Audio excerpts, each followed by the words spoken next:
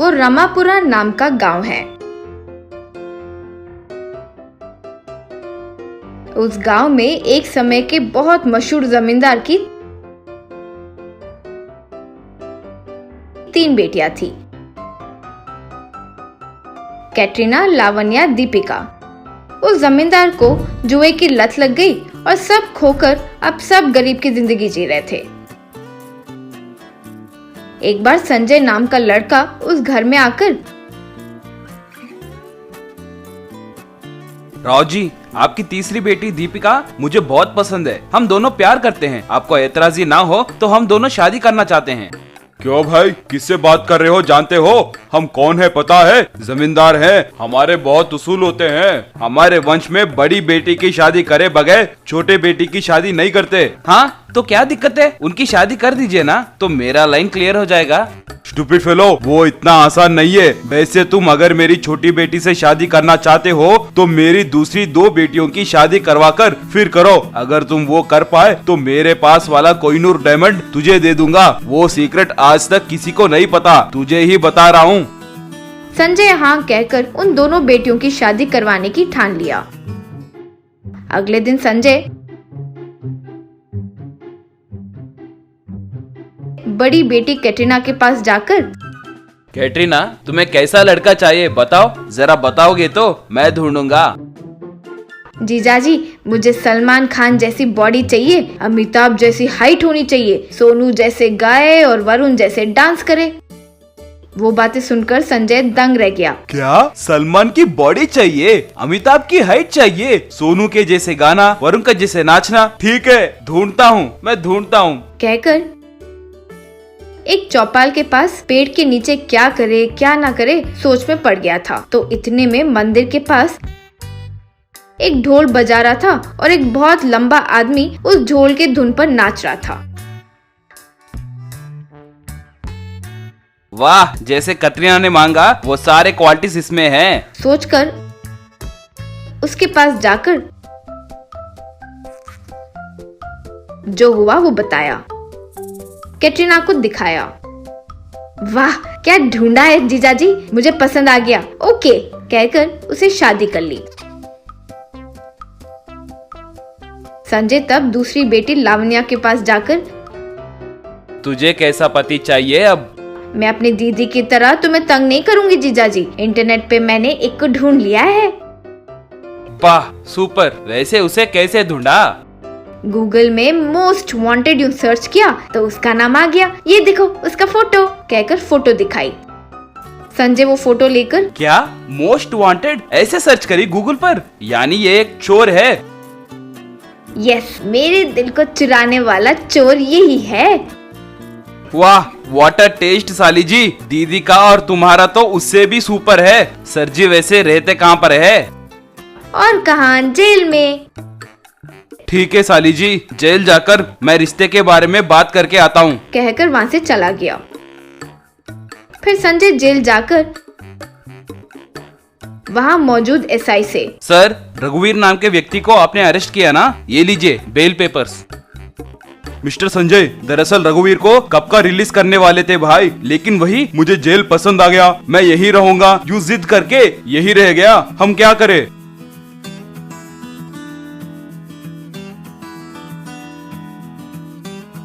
रघुवीर जी, आपसे प्यार करते हुए आप ही के लिए पैदा हुई हो ऐसे बाहर एक लड़की वेट कर रही है जी। शादी करेगी तो सिर्फ आपसे ही करेगी, यूं जिद कर रही है जी।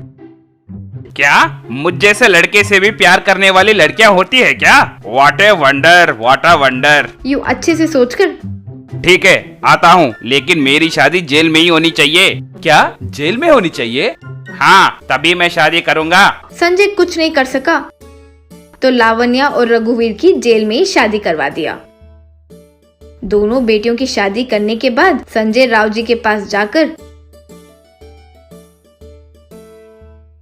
श्रीमान, आप जैसे बोले थे मैंने दोनों बेटियों की शादी करवा दी। अब तीसरी बेटी बची है, उससे मैं शादी करूंगा। आपके बात के प्रकार आप मुझे कोहिनूर देने वाले थे ना, कहाँ है? ये लो बेटा, कहकर एक पेपर वेट दिया। वो पेपर वेट लेकर संजय, ये क्या है जी? कोहिनूर दूंगा कहकर ये पेपर वेट दे दिया। यही है बेटा इस पेपर वेट को बनाने वाले कंपनी का नाम, कोहिनूर डायमंड्स। इसीलिए कोहिनूर डायमंड दूंगा कहा था। वो बातें सुनकर संजय का सर चकरा गया और वो नीचे गिर पड़ा। बहुत समय पहले शिवम नाम का एक गरीब किसान रहता था। उसका एकलौते बेटे का नाम गणेश था। गणेश हरदम अपने पिताजी की खेती बाड़ी के काम में मदद करता रहता था। उतना ही नहीं, अपने पिता के उगाए सब्जियों को एक ठेले में डालकर गांव में जाकर सब्जी भाई सब्जी, ताजे ताजे सब्जी, यूं पुकारते हुए बेचता था। उसी गांव में नारप्पा नाम का एक करोड़पति रहता था। उसने करोड़ों रुपए कमाए थे, मगर उसके आसपास सभी उसके दुश्मनी थे। इसीलिए वो अपने बॉडीगार्ड्स के बिना कहीं नहीं जाता था।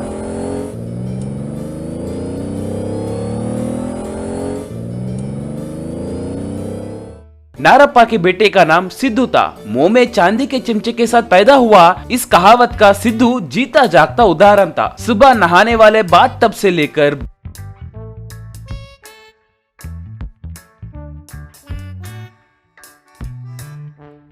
ब्रेकफास्ट लंच करने वाले प्लेट्स,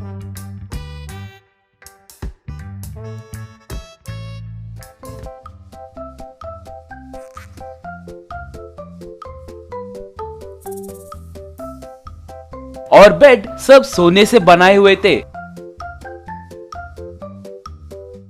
आखिर में उसके घूमने वाला कार भी सोने का ही था।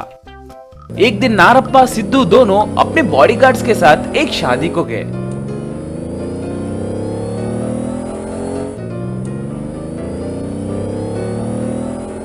उसी शादी के मंडप में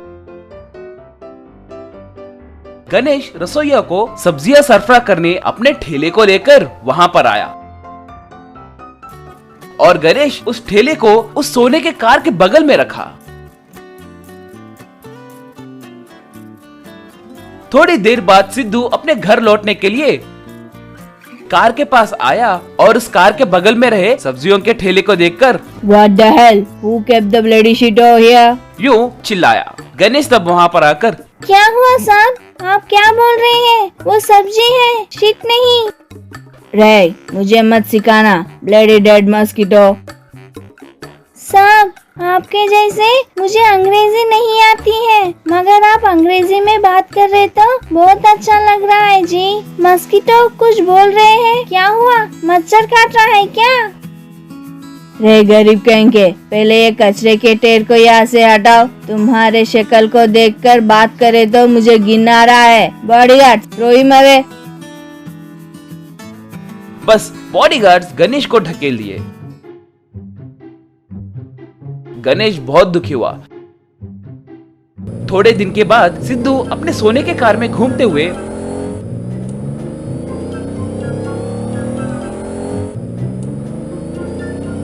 मार्केट के पास आया। तभी थोड़े मुस्टंडे उस कार को रोक दिए।